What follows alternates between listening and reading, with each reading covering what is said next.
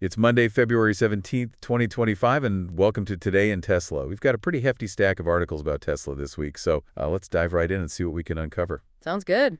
First up, Tesla's stock has taken a bit of a hit recently. Yeah, it's down 26% in the last 2 months, fallen from $480 a share to $350. Woof, that's a steep drop. What does that translate to for investors over in the UK? Well, for UK investors, a £1,000 investment 2 months ago would now be worth about £748. Ouch. Yeah. Ouch, he's right. Some analysts like Wolf Research are even flagging Tesla as a prime candidate for shorts, especially given its still pretty high price-to-earnings ratio, which is sitting at 130. But, one investor's short is another one's opportunity. There are clearly people who believe that Tesla will bounce back. Now, there's also been a lot of buzz about a potential Tesla backlash.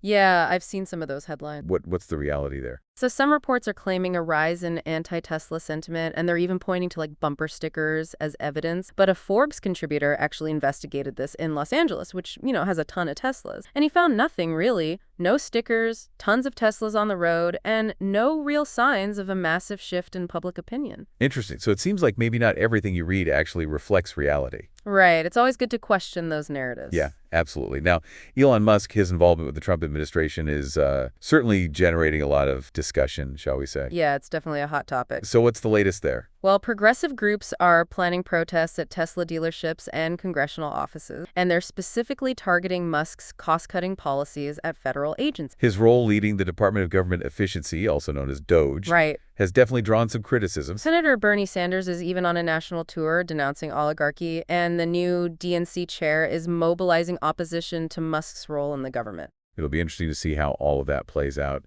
There are also reports of a dip in Tesla sales in January 2025, particularly in Europe. That's right. What are we seeing there? Sales in Spain dropped by 75.4%, France saw a decline of 63.4%, and Germany experienced a 60% decrease in sales. Wow, those are big numbers.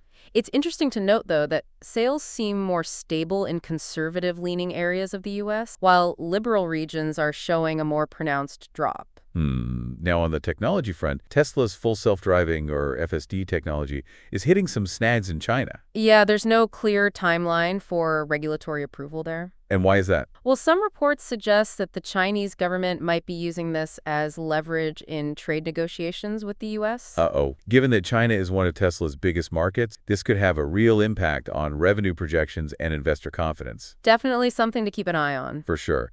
But it's not all bad news on the tech front. Tesla is integrating Grok, an AI-powered smart assistant from xAI, into its vehicles. Oh, yeah, I've heard about that. Grok 3 will be demoed today and promises real-time data access and advanced capabilities compared to ChatGPT and Google's Gemini. So what can Grok do? Imagine adjusting your navigation based on real-time restaurant rating while in FSD mode. That's pretty cool. Right? While Tesla faces these challenges with FSD in China, the company has been quite successful in legal battles in the country, particularly against those criticizing the company. That's right. They've actually won all 11 defamation cases filed since 2020 in China. That's a stark contrast to their approach in the U.S. It really raises some interesting questions about corporate influence and differing legal strategies across global markets. Definitely. And speaking of public perception, even celebrities are getting involved in the conversation surrounding Tesla. Singer Sheryl Crow sold her Tesla and donated the proceeds to NPR, citing her disapproval of Musk's political influence as the reason. And then there's the news about Musk's personal life. Conservative media personality Ashley St. Clair claims to have had his 13th child. Wow, 13. Musk hasn't confirmed this, but his cryptic social media response has only fueled speculation. It seems like his personal life is never far from the headlines. It certainly doesn't. Speaking of headlines, let's shift gears and talk about the cost of owning a Tesla versus a gas-powered car. A recent study compared a Tesla Model Y to a gas-powered SUV and found that EVs can actually save you money in the long run, despite the higher upfront cost. Really? Yeah. That's surprising. Over 30,000 kilometers, the Model Y cost about €1,650 in electricity. Okay. While the gas-powered SUV cost about €3,300 in fuel. Wow, so that is a significant difference. It is.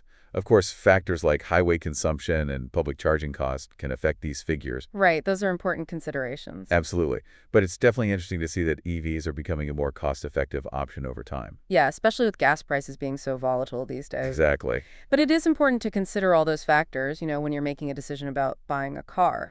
Oh, absolutely, absolutely. Now, shifting gears a little bit back to the political landscape, these protests that are being planned, are they specifically targeting Elon Musk and his role in the government? Yes, they are. Thousands of activists from groups like Indivisible Move On and the Working Families Party. They're organizing demonstrations at Tesla dealerships and congressional offices. Okay, so what are their main concerns? Well, they're protesting Musk's role in downsizing federal agents, specifically his efforts to cut jobs and funding at agencies like the Department of Education, Veterans Affairs, and the Centers for Disease Control and Prevention. What has been the response from Musk in the administration? Well, Musk and President Trump have defended the cuts as necessary for efficiency. They argue that these agencies are bloated and need streamlined.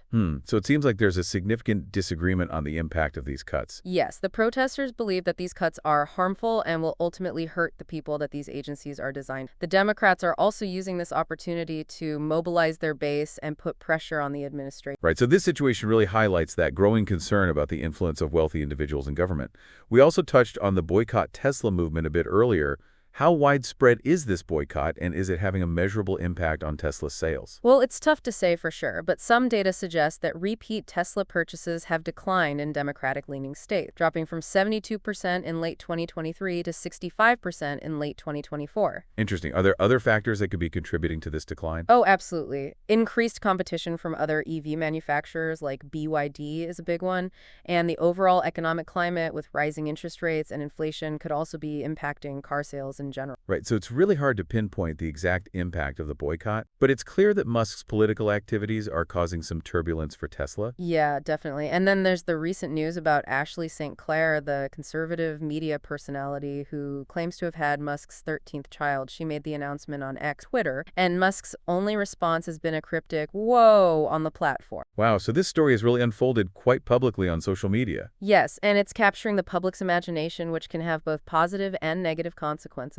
for Musk and his companies. Right, speaking of potential consequences, let's talk about Tesla's legal battles in China. Their approach to lawsuits, particularly against critics, has raised some concerns. Yeah, they've won all 11 defamation cases filed since 2020. Which seems like a very different approach than what they've taken in the U.S. What's driving this strategy? Well, some analysts suggest that Tesla is trying to protect its brand image in a country where reputation is paramount. Others view it as a heavy-handed approach that could damage their long-term reputation. Right, so it's a delicate balance between protecting their brand and potentially alienating consumers with aggressive legal tactics. Absolutely, and with Elon Musk at the helm, things are rarely predictable. He's known for disrupting both the tech world and the public sphere. That he is. That he is. Well, we've covered a lot of ground today, but there's still more to explore.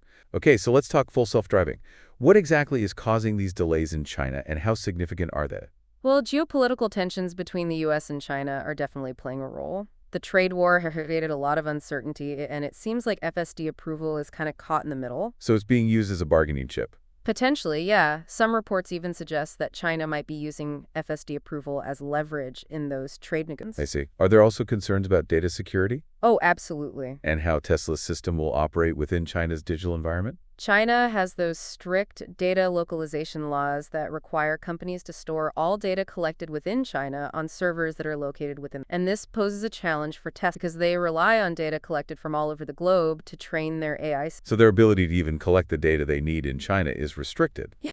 And then you add in the geopolitical aspect, that just adds another layer of complexity. Yeah, if China doesn't trust Tesla's data handling practices, or if they see FSD as a potential security risk, well, they're unlikely to grant approval anytime soon. And this delay could have a significant impact on Tesla's growth in China. Definitely. I mean, China is the world's largest EV market, and it's only projected to grow. So if Tesla can't get FSD approved there, they risk falling behind competitors like BYD who are developing their own autonomous driving technologies. So we've covered Tesla's stock performance, the boycott movement, Elon Musk's political involvement, and the regulatory hurdles for FSD in China. A lot to digest. What does all this mean for Tesla's future? Well, it's a challenging time for the company. There's no doubt about that. They're facing headwinds on multiple fronts. They need to regain consumer trust, address these very valid concerns about FSD, and navigate this increasingly complex global market, all while dealing with these geopolitical tensions. Yeah, it's a tall order. It'll be really interesting to see how they adapt and evolve in the ending months and years. Well, we've covered a lot of ground today. We'll be back tomorrow with another deep dive into the world of Tesla.